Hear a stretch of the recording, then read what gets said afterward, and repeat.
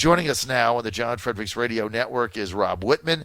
Rob Wittman, Republican Congressman, 1st District, Virginia. That's the Northern Neck area up through Stafford and Fredericksburg. And he is with us now. Congressman Wittman, great to have you. Well, John, great to be with you this morning. I want you to know that you and your family are in our thoughts and prayers. I know it's tremendously impactful to lose a parent. There's nothing that fills that hole in your heart. So I want you to know that we're there with you. I know all of your listeners out there, too, are there with you, both in thought and in prayers. Well, thank you. Thank you, Congressman. I appreciate that. My mother, avid listener to my show, big fan of Rob Wittman. And if you're a fan of my show, you have to be a fan of Rob Wittman because you've come on every Friday in the 8 o'clock hour for 10 years. So everybody knows Rob Wittman if you're a fan of the John Fredericks Show. We thank you for that. So, boy, we got so much to talk about today. I'm going to get. Can I start with politics and then go to policy? May I? So, sure. Look, there is now numerous people telling us that the Democrats' game plan is very simple. They get blown out on November 3rd. They can't get their people out to vote. They get blown out on November 3rd. Then there's 60 to 80 million mail-in ballots, many of them absentee, some just with the mail-in states. Those get counted. There's no way to verify them. They keep coming. Nobody can find postmarks on them. Then they say every vote counts. Then they try to steal it. Then there's lawyers challenging it. Then it goes to the House. No winners claimed. How likely a scenario is that, Congressman? Well, John, the bottom line is we have this fully within our control, and that is, as you said earlier, everybody has to get out and vote. And if our voters get out, and we see the enthusiasm out there, if our voters come out and vote, then all the other ancillary things that you hear, I think, remain secondary. But the key is to get folks out to vote. And another key is this, John, is there are a lot of people out there that are engaged now that are not registered to vote. And you can still register to vote. So we want to encourage folks, if you're not registered, get registered. As soon as you do, as soon as you finish your registration, you can then vote. And as you said, starting today in Virginia, you can walk in person to voter registrar's office and vote. You can now have your mail-in ballot counted today. So if you've gotten one in the mail, you can fill it out.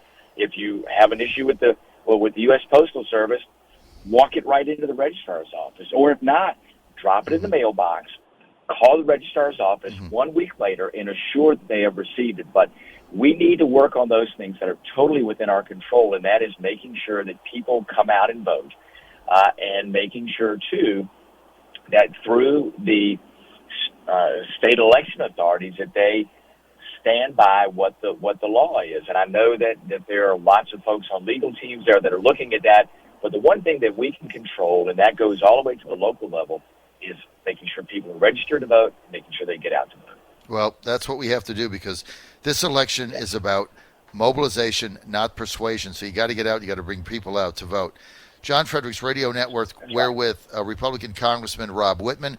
Rob up for re-election again on November 3rd. Congressman Wittman, let's get to policy business back at the House of Representatives.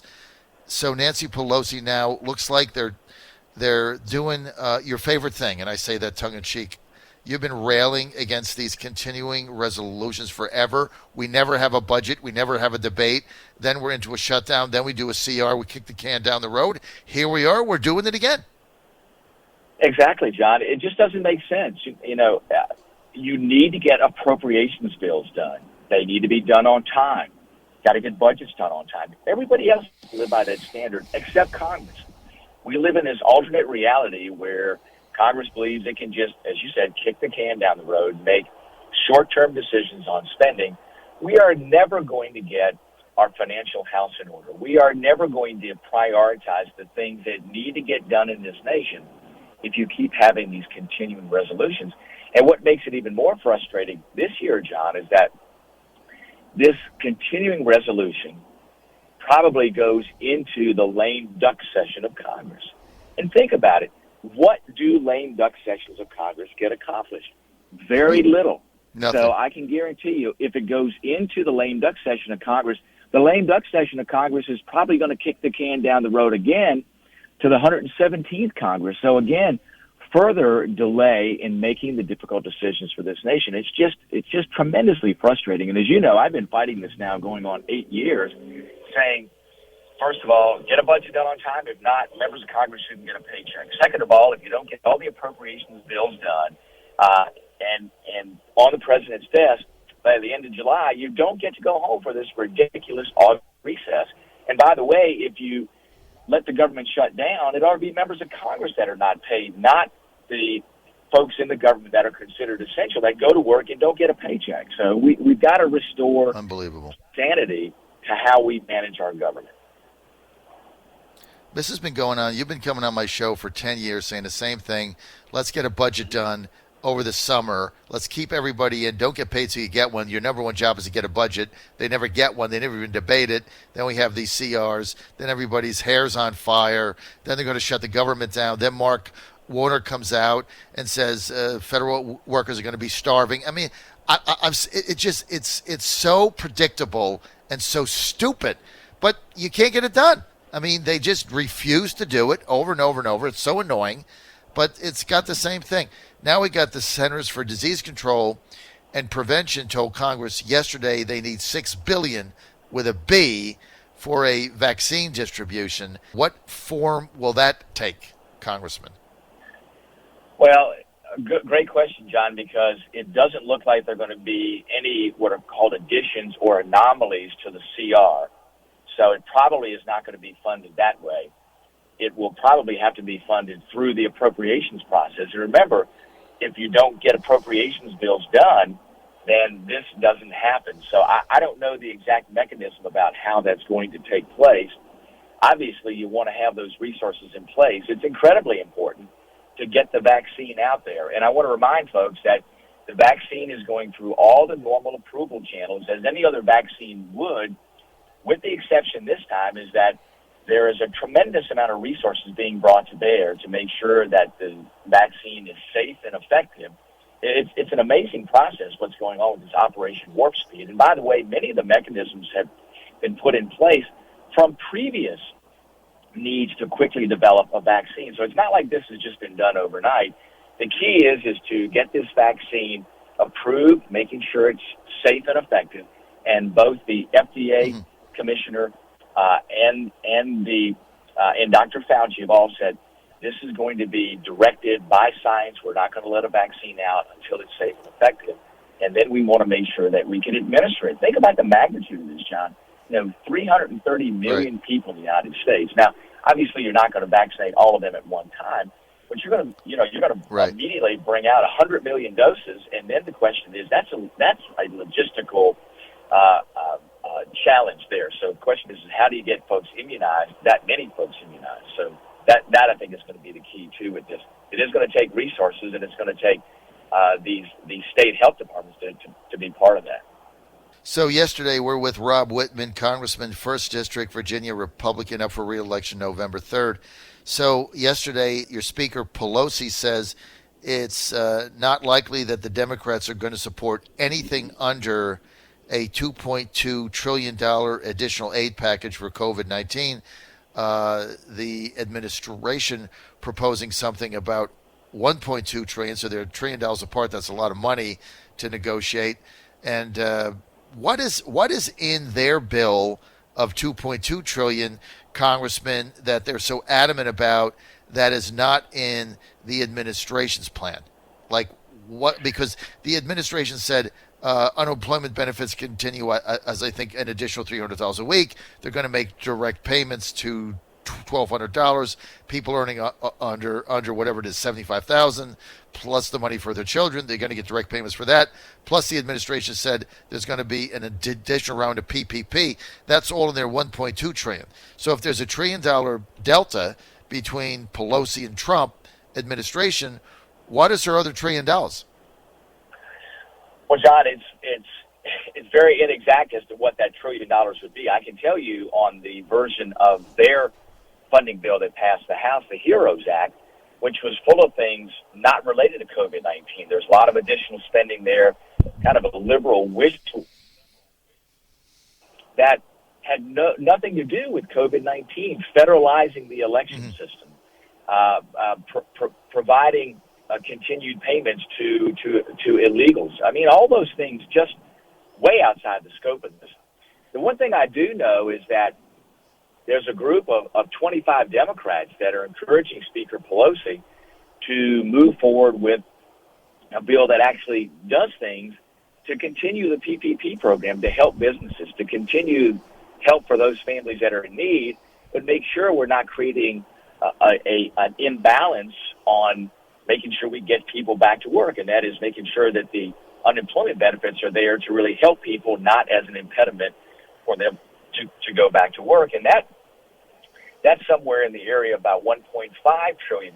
They've actually put that proposal out there. So you have folks on Speaker Pelosi's side of the aisle that say, hey, listen, 1.5, we'll get it done. So I think there's a strong element of folks within her party that say, hey, I'm hearing from folks, and I know that they are concerned. I know that we have to get things done, and they're working to try to do that. And obviously the Speaker looks at this from a very, very different perspective. I think what's happening with this, unfortunately, John, is the CARES Act was not political. The CARES Act got through both sides of the aisle, the executive branch. This has become political. And I understand in this election year, but I also understand, too, that what the American people and businesses are going through to try to get back on their feet and give them credit. I tell you, folks are out there working their fannies off to get back to where we used to be. But just a little bit of a bump will help get them there. And we know that Chairman Powell has said so, said, hey, we've got to do this in order to keep the economy going. So it needs to get done. How do we do it in the most fiscally responsible way? And I think there's a pathway to do it. And I think there's enough Democrats to get it done if the Speaker will bring the bill to the floor. But remember, with 25 Democrats, a bill that they propose could pass, but it only will pass if the Speaker brings it to the floor. So if she doesn't bring it to the floor, it doesn't matter. That's exactly right, yes. Right, so because they have the gavel, they have the power. We're with That's Rob right, Wittman. yes. Congressman, yesterday Jerry Nadler postponed the House vote on marijuana decriminalization, a bill to federalize that. What happened there? Do you have any idea? I don't know. I think there was some pushback within their caucus. I think there were some elements of the bill that had some concerns from a legal perspective. I don't know all the ins and outs of what happened there, but I know that the bill was pulled, and we'll see what happens in the weeks to come. Today we've got HHS Secretary Azar testifying before the House Coronavirus Subcommittee. Is this going to be a legitimate hearing, or is it going to be another witch hunt by the Democrats? Well, I hope it's a hearing to get an update on the unbelievable progress that's been made with Operation Warp Speed and the vaccine, and then understanding, as I talked about earlier, the logistics about how you administer that vaccine. I suspect there will be, unfortunately, some politics involved in it, and wanting to try to put forth efforts that are anti-vaccine. And listen, I think that's harmful. I think we have to continue the efforts to not only get the vaccine to the approval point, but also get it administered. I think those things are incredibly important. In fact, I point to the doctors' caucus and to a person. The doctors there have pointed to the critical nature of this vaccine, the process on its approval, which will assure that it's safe and effective. And hearing from folks like Dr. Fauci and the FDA Administrator Hahn and others saying, hey, this is going to take place, and the public can be assured that there's not going to be any shortcuts, that this is going to take place exactly the way any other approval process would be for a vaccine. It's just that there's so many resources that have been brought to bear to make sure this happens quickly that people ought to be excited about that. Well, but you've got the Democrats, on the other hand, saying that it should be brought forward, and that the CDC says it's going to be a few months, and Trump disputed that. But it almost seems like you've got the Democrats politicking the vaccine, and they don't want it until after the election. Maybe that's a coincidence, but it sure seems that way to the layman. Well, listen, I think that as soon as the vaccine is proven to be safe and effective, if it needs to be out there, this should be about the health of our citizens, not politics. Right. It should be devoid of the November 3rd date, and I believe that's what everybody's trying to do. Unfortunately, I should say within the approval process they're trying to do. Unfortunately, it is being politicized, and that's unfortunate. Right. In fact, a lot of elements of what's happening with COVID-19 are being politicized. They shouldn't be, but Right. they are. But they are. I mean, that's just the issue. Yes. All right, one more question, and I got to go in. It's internal politics. Mike Johnson, Republican Louisiana, has been on my show several times, was big in defending the president on impeachment. He's announced his bid in your caucus to become the next vice chair of the House Republican Conference. This is internal politics. You probably haven't made a decision, but I just wanted to get your thoughts if you're backing him or if you're waiting for someone else or haven't made a decision, and what your thoughts are on that, Congressman. Well, listen, Mike Johnson is fantastic. I supported him and backed him in his bid to be the Republican Study Committee chairman, of which I'm a member. Mike's fantastic. I've talked to Mike about his running for the vice chairman. What I always do, John, is I wait to see if anybody else is going to enter the race, because I just want to be respectful to all the candidates, to be able to talk to them, and then I'll make a decision. But I will say this. Mike has been fantastic as a leader on RSC. I think that prepares him well. If he's elected as the vice chairman, I think he has the full set of tools to do a fantastic job there. So I think based on that, he is extraordinarily well qualified to run in that position, and I'll see who else runs. And there may not be anybody else that runs, but I want to be respectful to everybody. But you can see exactly how I feel about Mike Johnson. John Fredericks Radio Network, Congressman Rob Wittman. Hey, thanks for being with us. I'm sure I'll see you at a Trump rally that I'm going to be one of the speakers at in the next couple of weeks. But I got to tell you, Congressman, the enthusiasm that I've seen with Republicans in Virginia for Trump over the last 2 weeks where I've been doing these rallies, I mean, is off the charts. It's nothing like I saw in 2016. People are fired up. And, look, I think Virginia's in play. I really do. I think it's going to be close. Absolutely. I do, too. Rob Wittman.